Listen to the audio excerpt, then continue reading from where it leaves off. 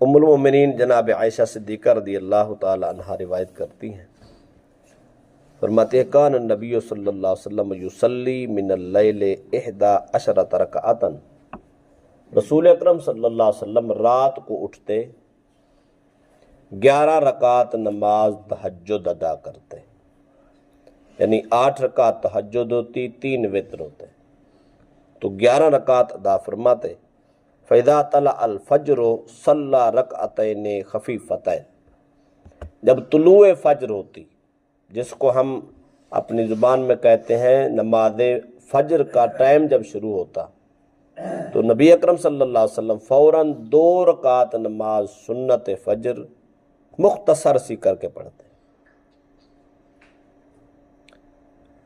ثم اضطجع علی شقہ الایمن، پھر آپ اپنے بستر پہ چلے جاتے، وہاں جا کے دایاں سائڈ پہ لیٹ جاتے۔ یجیء المؤذن فیؤذنہ، مؤذن آتے اذان پڑھتے، جب وقت نماز وقت جماعت ہوتا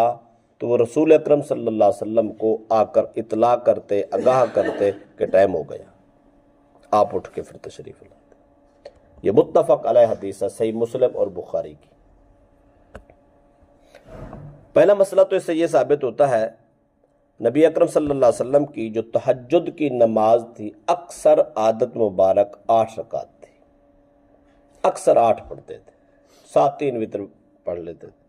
بعض اوقات نبی اکرم صلی اللہ علیہ وسلم 15 رکعت پڑھتے تھے، 12 رکعت تہجد، 3 وتر پڑھتے۔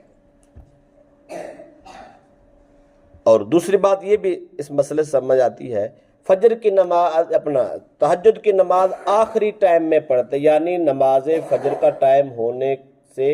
قریب قریب، یہ نہیں کہ ساری رات بیٹھے رہتے۔ ایک دور ایسا تھا سرکار ساری رات قیام کرتے، پاؤں پہ ورم آ جاتے، پنڈلیاں سوج جاتے۔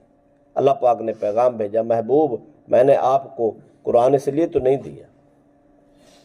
میں نے آپ کو پیغمبر اس لیے تو نہیں بنایا کہ آپ ساری رات مشقت کریں، نہیں، محبوب تھوڑی دیر سو بھی جایا کرے، آرام بھی فرما لے۔ پھر آپ نماز عشاء پڑھتے، آرام فرماتے، صبح اٹھ کے تہجد پڑھتے، یعنی نماز فجر کے قریب اوقات میں تہجد پڑھنا افضل ہے۔ پھر جب ٹائم شروع ہو جاتا، ابھی مؤذن اذان پڑھنے کے لیے نہیں آئے ہوتے، سرکار دو عالم صلی اللہ علیہ وسلم جو کہ ٹائم شروع ہو چکا ہوتا صبح کا، آپ 2 رکعت سنت ادا کر لیتے۔ تو اس کا مطلب یہ ہوا ٹائم جب نماز کا شروع ہو جائے، اذان نہ بھی ہو تو سنتیں ادا کی جا سکتی ہیں، اجازت ہے۔ آپ 2 رکعت مختصر سی ادا کر کے لیٹ جاتے، چونکہ رات کا اٹھے ہوتے، ساری دن کی پھر مصروفیات ہوتی، تو اس لیے سرکار پھر تھوڑی دیر کے لیے بستر پہ تشریف لے جاتے، جا کے آرام کرتے، پھر مؤذن آتے اذان پڑھتے، جب جماعت کا ٹائم ہوتا جا کے جگاتے، اٹھاتے، اور پھر سرکار تشریف لاتے، نماز فجر ادا کرتے۔ چونکہ یہاں سونے کا ذکر تھا اس لیے مصنف یہ حدیث یہاں لائے۔ حضرت حذیفہ رضی اللہ تعالیٰ سے روایت فرماتے ہیں کان النبی صلی اللہ علیہ وسلم اذا اخذ مضجعه من اللیل وضع یده تحت خده، کل ہم نے یہ مسئلہ پڑھا تھا، حضرت حذیفہ اس کو روایت کرتے ہیں جب سرکار دو علیہ وسلم رات کو بستر پہ تشریف لاتے اور دایاں سائڈ پہ لیٹتے تو اپنا ہاتھ مبارک رخساروں کے نیچے رکھ دیتے، ثم یقول، پھر دعا پڑھتے، اللہم بسمک اموت و احیا، اے اللہ میں مرتا بھی تیرے نام پہ ہوں، میں جیتا بھی تیرے نام پہ۔ موت، نیند کو موت سے تعبیر کرتے، جاگنے کو زندگی سے تعبیر فرماتے۔ آپ فرماتے یا اللہ تیرے ہی نام پہ سوتا ہوں، تیرے نام پہ اٹھتا ہوں، تیرے ہی نام پہ مرتا ہوں، تیرے نام پہ جیتا ہوں۔ یہ دعا کر کے اتنا ایک جملہ اللہم بسمک اموت و احیا، سو جاتا۔ وَإِذَا اسْتَيْقَظَ، اور جب پھر صبح اٹھتے اور جاگتے تو پھر دعا پڑھتے الحمدللہ الذی احیانا بعد ما اماتنا وإلیہ النشور، کہ اللہ ساری تعریفیں اس اللہ کے لیے ہیں جس نے ہمیں مارنے کے بعد پھر سے جلایا، پھر سے زندگی عطا کی، وإلیہ النشور، ہم سب نے اللہ کی طرف لوٹ کے ہی جانا۔ سونے کی دعا پڑھنا، پھر اٹھنے کی دعا پڑھنا، یہ رسول اکرم صلی اللہ علیہ وسلم کی سنت متواترہ تھی، آپ ہمیشہ ایسا کرتے ہیں۔ حضرت یعیش بن تخفہ غفاری رضی اللہ تعالیٰ عنہ سے روایت ہے، فرماتے ہیں مجھے میرے والد گرامی نے بتایا کہ فرماتے بینما انا مضطجع فی المسجد علی بطنی اذا رجل یحرکنی برجلہ۔ حضرت یعیش فرماتے ہیں میرے والد نے مجھے کہا کہ میں ایک دن مسجد نبوی میں لیٹا تھا، پیٹ کے بل لیٹا تھا، منہ کے بل، تو ایک شخص آیا، اس نے مجھے پاؤں سے ٹھوکر ماری، ہلایا اور کہا ان هذه نجعۃ یبغضها اللہ، اس طرح سونے سے اللہ کو غصہ آتا ہے، اللہ ناراض ہوتا ہے۔ منہ کے بل سونا، اوندھے سونا، پیٹ کے بل سونا، یہ اللہ کی ناراضگی کا باعث ہے۔ کہتے ہیں